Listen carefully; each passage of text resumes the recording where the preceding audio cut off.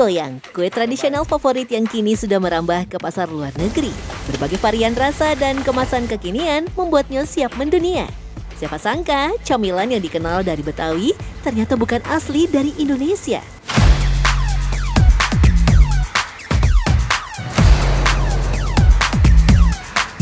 Walaupun bukan asli dari Indonesia, kembang goyang sudah terikat dengan budaya kuliner tanah air, apalagi masyarakat Betawi. Tak heran kalau kue kembang goyang selalu disajikan ketika acara budaya maupun hari raya. Saking cintanya dengan kue kembang goyang, sampai ada daerah yang dijuluki Kampung Kembang Goyang. Lokasinya berada di daerah Lenteng Agung, Jakarta Selatan. Sebagian besar masyarakatnya punya usaha pembuatan kembang goyang. Di sini ada berapa yang buat kembang goyang? Namanya kampung pasti hampir semua ya? Kembang goyang ada 10, Bang. 10 rumah? 10 rumah, Bang. Kita itu bikin kembang goyang semua? Kembang goyang semuanya. Berarti pada jago goyang semua? Semuanya. Jago goyang? Goyang, kembang goyang. Oh, dikira jago goyang domret.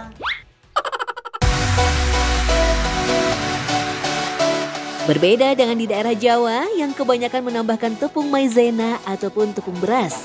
Di Kampung Kembang Goyang, tepung terigu menjadi pemeran utamanya. Susu bubuk dan mentega sebagai pengganti santan kelapa.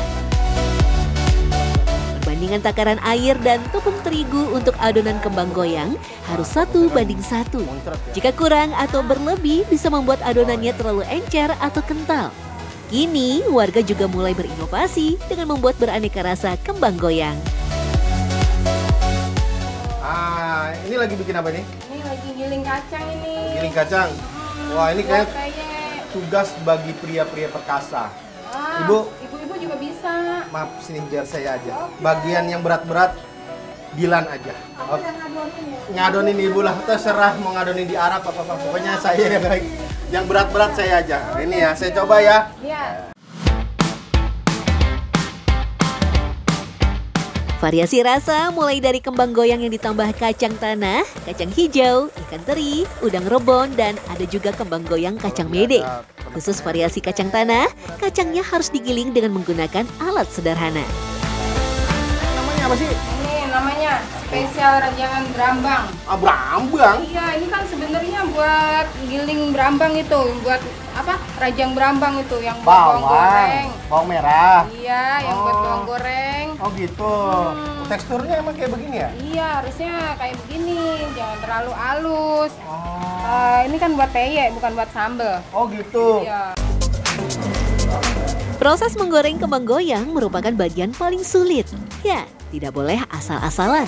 Selain itu, cetakan yang digunakan khusus terbuat dari aluminium cor atau kuningan. Kenapa kita mencarinya dengan pakai alat aluminium cor? Agar mudah untuk dipanaskan melalui minyak sehingga adonannya itu mudah melekat pada alat kembang goyang tersebut.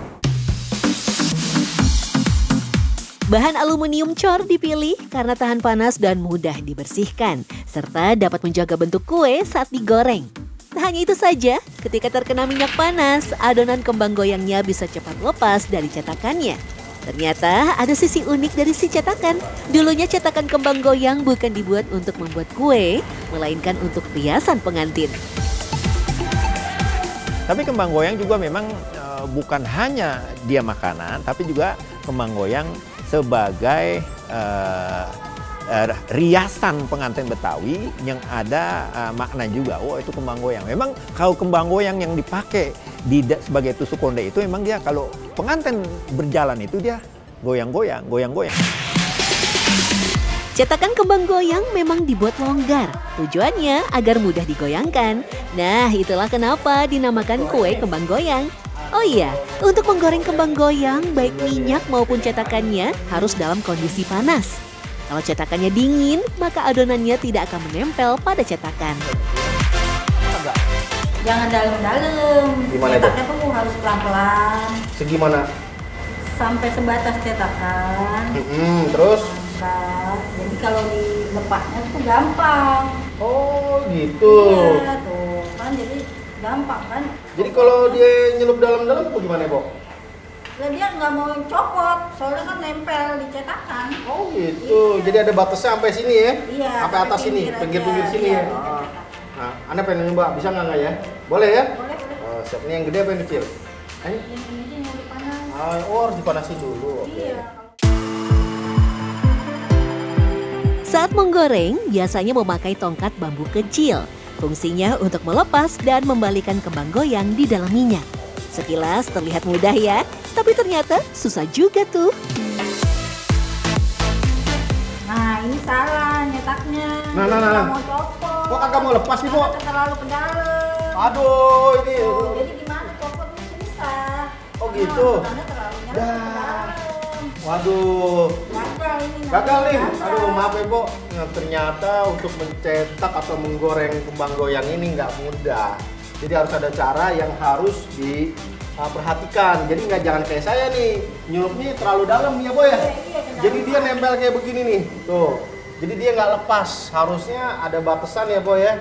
Kalau misalkan kita goreng harus ada batasan, ada di atas permukaannya. Jangan sampai tenggelam, berkata, ya kan? Jadi biar nggak kelelep ya, Bu ya. Kalau kelelep siapa yang nolong ya kan? Itu kayak saya nih, berabe nih. Aduh. Kita coba ya, simsalabim abrakadabra. Kayak Mulan Jamila. Bisa nih. Widih, menyon. Miring. Oh iya. Oh gitu. Oh jadi jangan begini ya. Salah begini doang bisa gagal ya. Oh jadi pecah ya. Aduh, kawat emang nggak proporsional kita ya. Baik menggunakan cetakan ukuran kecil maupun lebih besar, sama sulitnya.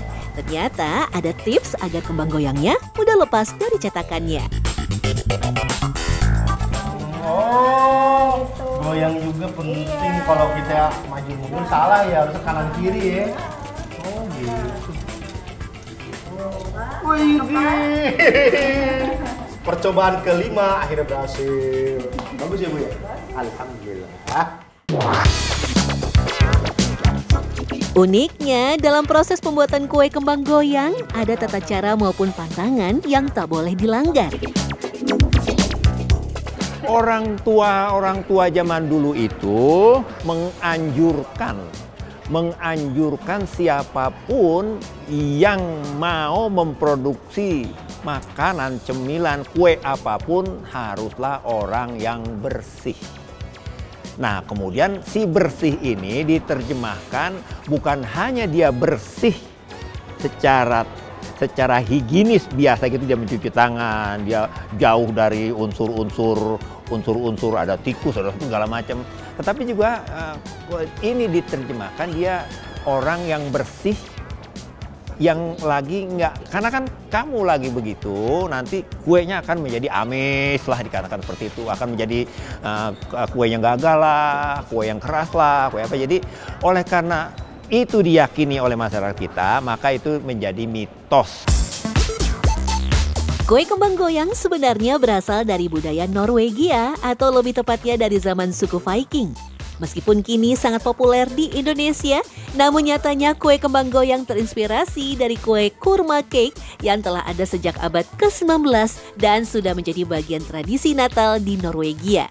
Bangsa Portugislah yang memperkenalkan kue semprong dan kembang loyang kepada masyarakat Indonesia. Sejak saat itu, kue-kue ini diadaptasi dan dikembangkan oleh masyarakat Indonesia. Sehingga terciptalah kue semprong maupun kue kembang goyang cita rasa Nusantara. Dan akhirnya menjadi bagian dari makanan atau camilan tradisional Indonesia. Kue kembang goyang tidak hanya sekedar camilan, tetapi juga perpaduan indah antara budaya, sejarah panjang, dan rasa. Ya, dari kudapan asing ternyata bisa diterima dan diadaptasi, sehingga menjadi bagian dari kuliner Nusantara.